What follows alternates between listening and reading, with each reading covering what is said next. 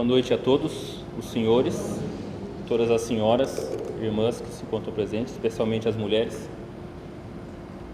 Os nossos mais sinceros votos de felicidade e de paz nesse dia especial da mulher. Nós só temos a agradecer a Deus a oportunidade de podermos ter essa ocasião de podermos refletir, conversar sobre o Evangelho à luz da doutrina espírita. Agradecer a Deus e à diretoria da casa pelo convite tão especial. É muito gratificante falar sobre a doutrina, falar sobre Jesus, para podermos refletir, usar esses momentos para a nossa reflexão, né? E levarmos algo de bom do Evangelho para nós, para a nossa casa, para o nosso lar. Eu gostaria hoje de falar com todo o meu coração sobre um assunto tão pertinente nos dias de hoje. Gostaria de falar sobre bem-aventurados os aflitos. Esse capítulo especial do Evangelho segundo o Espiritismo, capítulo 5, fica aqui a sugestão e o convite para a leitura do Evangelho. Temos amostras a preço simbólico na biblioteca. Esse livro que é tão especial que os Espíritos eles trazem explicações das máximas do Cristo para aplicação prática na nossa vida real, na nossa vida física, na nossa vida espiritual. Esse tema que é um tema tão pertinente nos dias atuais, pois, como sabemos, estamos num período de transição planetária, onde os números da infelicidade eles crescem a cada dia. Que são os números da infelicidade? Não há uma ordem precisa, mas a gente gostaria de começar pelas taxas de suicídio que aumentam a cada dia, e especialmente hoje em dia a faixa etária cai cada vez mais. A gente vê cada vez mais jovens, adolescentes atentando contra a própria vida, né? E nas últimas pesquisas, o Brasil ele é apontado como um grande consumidor de remédios, os chamados remédios para apaziguar a dor, antidepressivos, remédios que ajudam a dormir. Aliado a isso, a gente encontra não só na juventude, mas também na terceira idade, um sentimento de perda do sentido da vida, e também na terceira idade altas taxas de suicídio. Em meio a esse oceano de dor, nós encontramos na luz do Consolador, no ensino dos Espíritos, na luz da doutrina espírita, o consolo necessário para a gente desvendar os mistérios, o porquê da dor, por que nós sofremos, né? Então nós gostaríamos de iniciar dizendo que o ensino dos Espíritos, tem alguém que é a primeira vez que está na casa ou que está assistindo a uma palestra espírita? Não? Primeira vez. Seja muito bem-vinda, senhora. Então, nós gostaríamos de dizer que o ensino dos Espíritos, que é a base da doutrina espírita, da codificação espírita, ela é o Consolador prometido por Jesus. Ela é considerado o Consolador prometido por Jesus. E esse ensino dos Espíritos, esse Consolador prometido é para os Espíritos, não é somente para os espíritas. Porque há também nos Espíritos tristeza, há também nos Espíritos depressão, e como sabemos, esse ensino é para espíritos encarnados como nós e espíritos desencarnados, como há tantos aqui nessa sala, que vêm em busca também de algum aprendizado, de algum alento, de algum consolo. Então esse ensino, que é considerado o Consolador prometido, ele é para todos os espíritos, não é somente para os espíritas. Então há espíritas católicos, há espíritas evangélicos, há espíritos católicos, espíritos evangélicos, espíritos que são espíritas, que deixaram a carne e continuam a ser o que eram. Então, o Espiritismo, ele, longe de ter um discurso proselitista para fazer aderência, né, de adeptos e encher fileiras de pessoas, ele tem uma mensagem de consolação. Por isso a mensagem é para todos os espíritos, para a gente não tornar esse discurso vaidoso, da gente não tornar um discurso orgulhoso de que nós somos melhores do que outras pessoas. Mas em que sentido, né, esse ensino dos espíritos é consolador? No sentido que ele vem explicar o porquê da dor.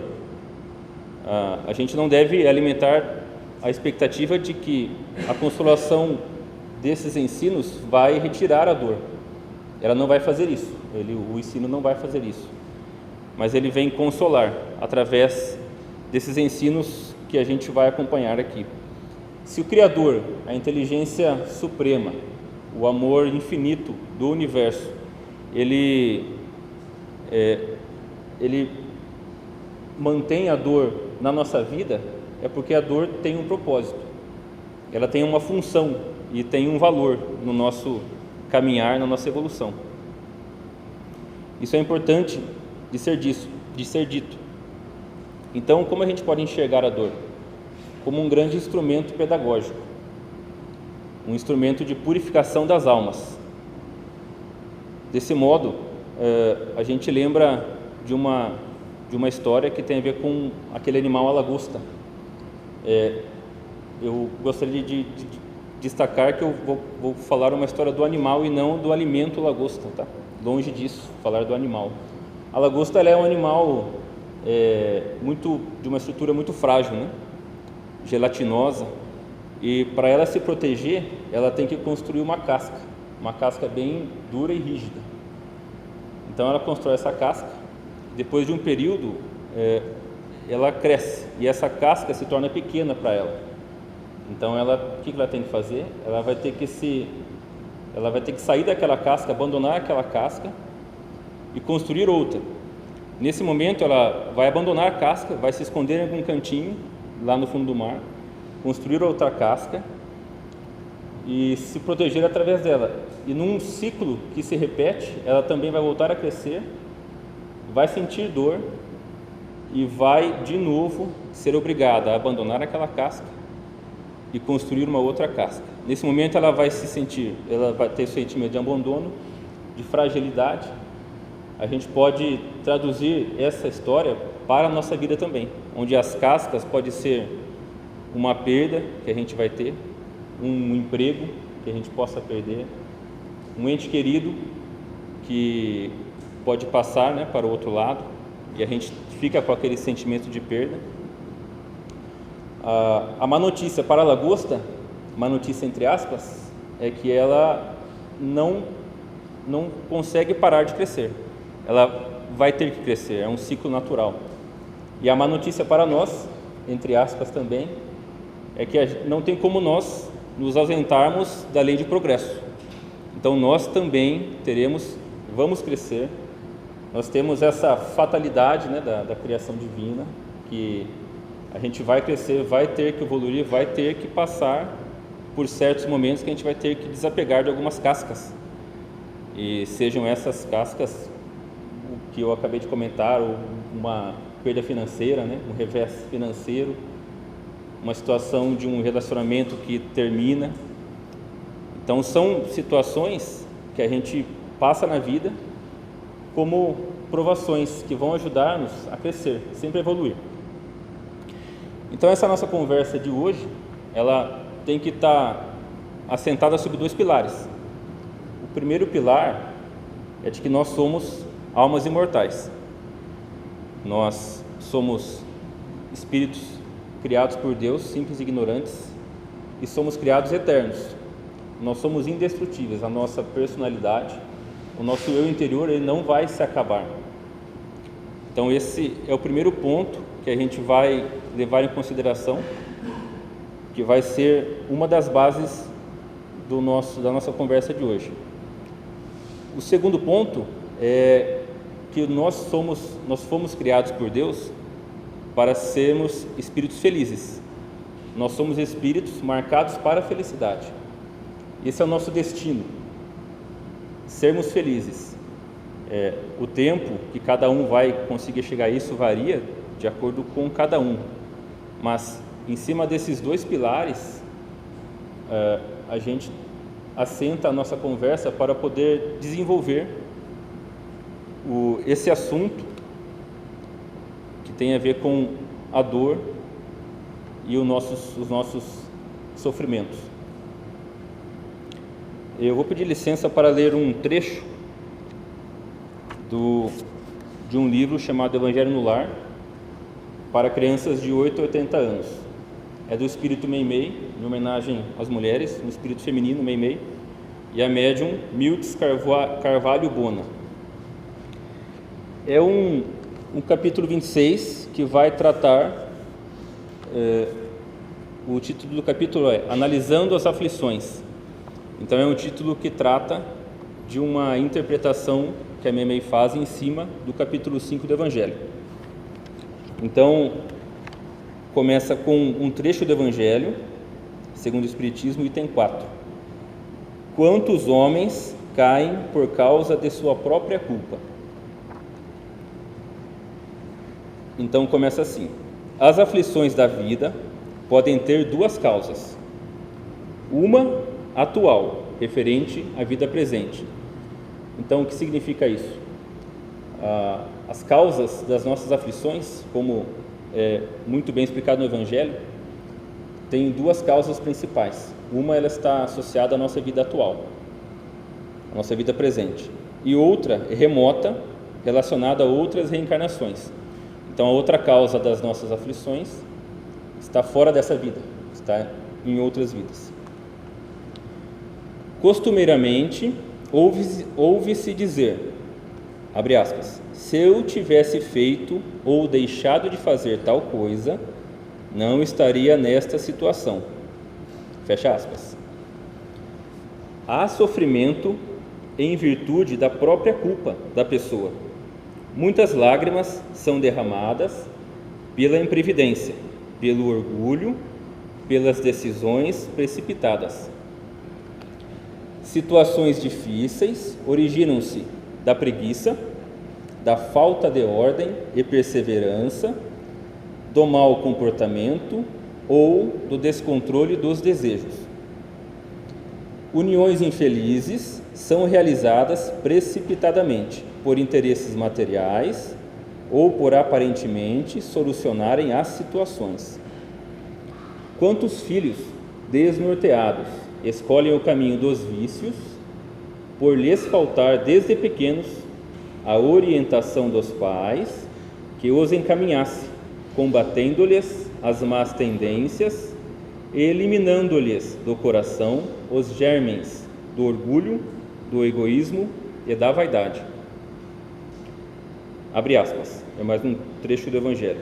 O homem é assim, num grande número dos casos, o autor dos seus próprios infortúnios. Então, o que a gente tira desse início do capítulo? Só tem mais um parágrafo. Essa interpretação que a Meimei faz, ela está no Evangelho, no qual Kardec coloca um marco para as nossas reflexões. Porque de cada imperfeição nossa, ela vai gerar um sofrimento. Cada desvio de conduta vai trazer uma dor. E o que o Evangelho, o que o Espiritismo nos traz como consolo? Terceira parte do Livro dos Espíritos, as leis morais.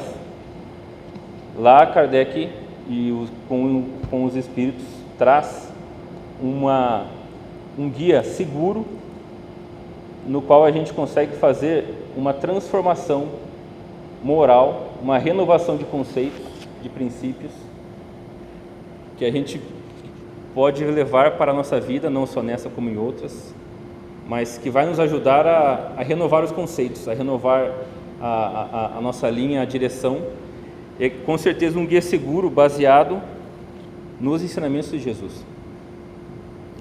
Então a gente percebe que nas causas que estão associadas à vida atual, a maioria das causas está associada à nossa intimidade.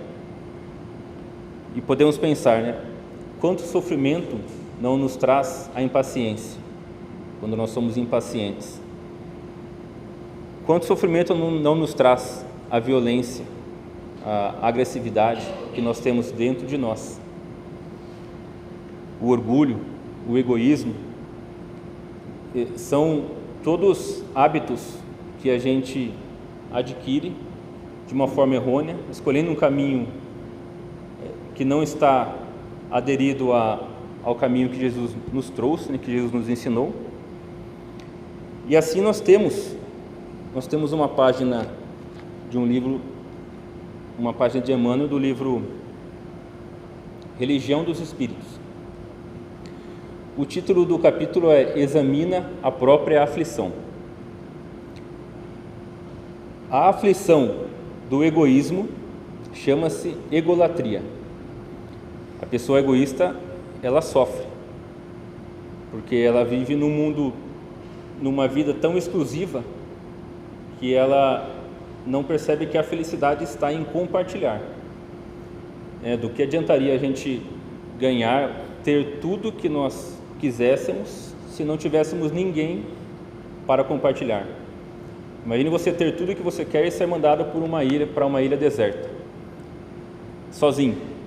Você não tem ninguém para contar, nem para contar vantagem. Você ganha uma medalha e não tem ninguém nem para contar, ganhei uma medalha. Então, esse mau hábito, ele traz um sofrimento muito grande. A aflição do vício chama-se delinquência. Então a pessoa começa com um pouquinho de droga, um pouquinho de álcool, e depois vai aumentando, chega um momento que ele está roubando para sustentar o vício. É um sofrimento. A aflição da agressividade chama-se cólera. A cólera só faz mal, né?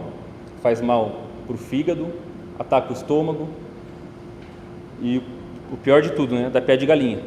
Deixa a gente mais velho, mais cedo, antes da hora, né? A aflição do crime chama-se remorso, porque ninguém foge da própria consciência. A aflição do fanatismo chama-se intolerância. A aflição da fuga chama-se covardia. A da inveja chama-se despeito. Porque o invejoso, ele não enxerga mais valor, né, em nada que ele tem, e não consegue ser feliz com o que já conquistou. É um sofrimento muito grande. A aflição da leviandade chama-se insensatez. A da indisciplina chama-se desordem. O indisciplinado, ele não tem ordem para nada, não consegue achar nada porque não guarda no lugar, né? Não consegue chegar no compromisso na hora certa, porque sempre está afoito. E Chico Xavier dizia que a disciplina, ela não é uma prisão, ela é a chave da porta, porque você entra e sai a hora que você quer. A aflição da brutalidade chama-se violência, da preguiça chama-se rebeldia. A aflição da vaidade chama-se loucura. A aflição do relaxamento chama-se evasiva. A aflição da indiferença chama-se desânimo. A criatura indiferente, ela não se importa com nada, né? Porque a gente precisa gostar de alguma coisa que a gente faz, ou fazer alguma coisa que a gente gosta, né? Para enxergar um sentido, para dar valor, né, àquilo que a gente está fazendo, e para não ser tomada pelo tédio dessa indiferença, né, que a gente vai ter pelas coisas. A aflição da inutilidade chama-se queixa. Aqui o Emmanuel é duro, né, porque ele nos explica que quem mais reclama é o que menos faz, é o que tem menos, é o mais inútil, né? Porque aquele que mais faz não tem tempo de reclamar, né? Então ele mostra essa utilidade ajudando e fazendo as coisas. A aflição do ciúme chama-se desespero. Quantos crimes, né, a gente não vê por culpa do ciúme? É um sofrimento muito grande, um sofrimento terrível. A aflição da impaciência chama-se intemperança, porque quem é impaciente perde a medida, né? Exagera em tudo. Corre demais no trânsito, fala muito alto, quer sempre ter razão, né? Pela impaciência. A aflição da sovinice chama-se miséria. A aflição da injustiça chama-se crueldade. Então, Emmanuel termina dizendo: cada criatura tem a aflição que lhe é própria. Então, o que a gente tira, né, desse texto tão esclarecedor, né? Porque a gente não para pensar, né, nesses termos que Emmanuel coloca com tanta clareza. Por isso o Espiritismo propõe essa renovação de valores através do conhecimento das leis morais. E não é só o conhecimento intelectual, porque assim como asseverou os Espíritos através de Kardec, o primeiro mandamento é amai-vos. Então é o amor, a primeira chave da felicidade. A segunda chave, instruí-vos. Então é o conhecimento, que vai nos ajudar a ampliar a nossa consciência e a nos ajudar a ter uma nova visão de mundo, uma nova leitura da nossa vida. Eu gostaria e aí o capítulo termina, a gente vai terminar de ler o capítulo, termina dizendo: somente a reforma de costumes, num trabalho contínuo para o adiantamento moral e intelectual, nos abreviará os sofrimentos e nos preparará melhor para a felicidade futura. Olha que beleza de ensinamento. Então, é basicamente tudo que a gente conversou até o momento. Eu gostaria de terminar, porque a gente já está nos últimos 5 minutos, com 2 mensagens. Essa aqui é de Meimei, está no livro Amizade, de Francisco Cândido Xavier. É mais uma mensagem de Meimei, a mãe das crianças, né? O nome da mensagem é Ora e Confia.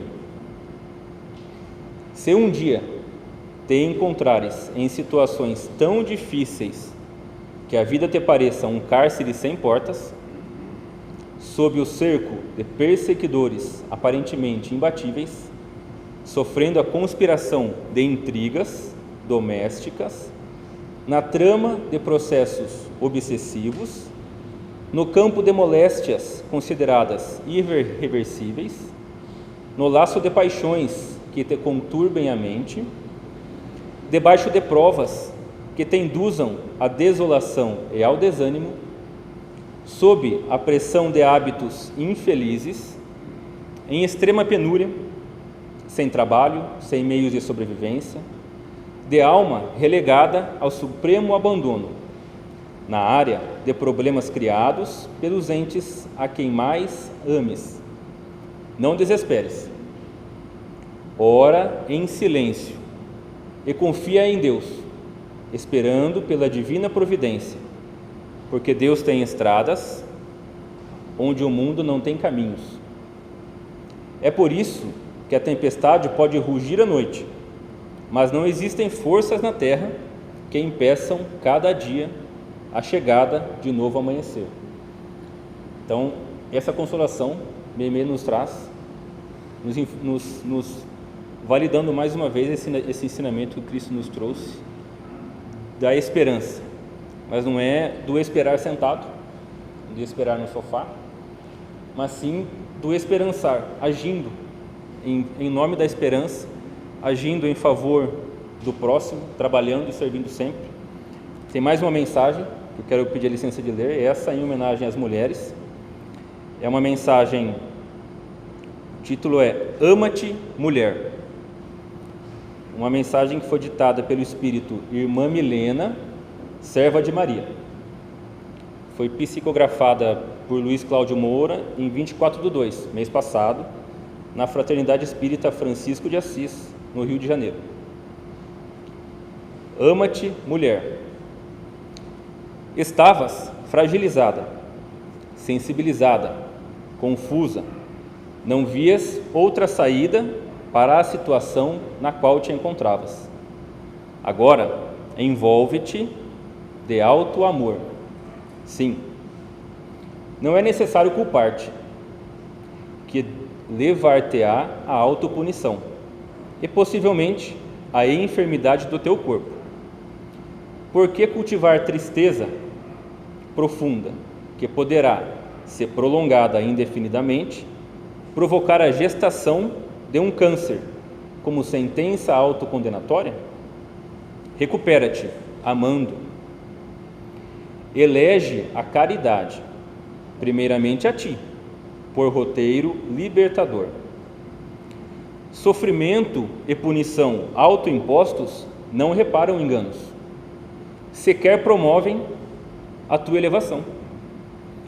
Maria de Nazaré, a mãe espiritual amorosa, propõe-te convertas o teu coração em ventre, gerando amor, quanto possas, refletido aqueles pequeninos que vivem na orfandade material, emocional ou espiritual.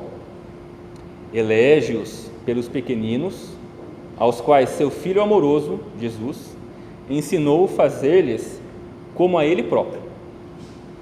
Lembrando-o ainda, oferece-te a outra face. Vá e não peques mais, a fim de que algo pior não te aconteça. Perdoa-te, liberta-te, permite-te recomeçar, trilhar caminhos floridos, perfumados, gramados, baseados no amor do Pai, incondicional aos seus filhos. É tempo de amar, amando-te também. Ama-te, mulher. Obrigado pela atenção de todos, que nós possamos levar essa reflexão conosco para os nossos lares e possamos ter resignação na dor e que o consolo de Jesus, através do ensino dos Espíritos, possa nos ajudar nessa caminhada. Obrigado.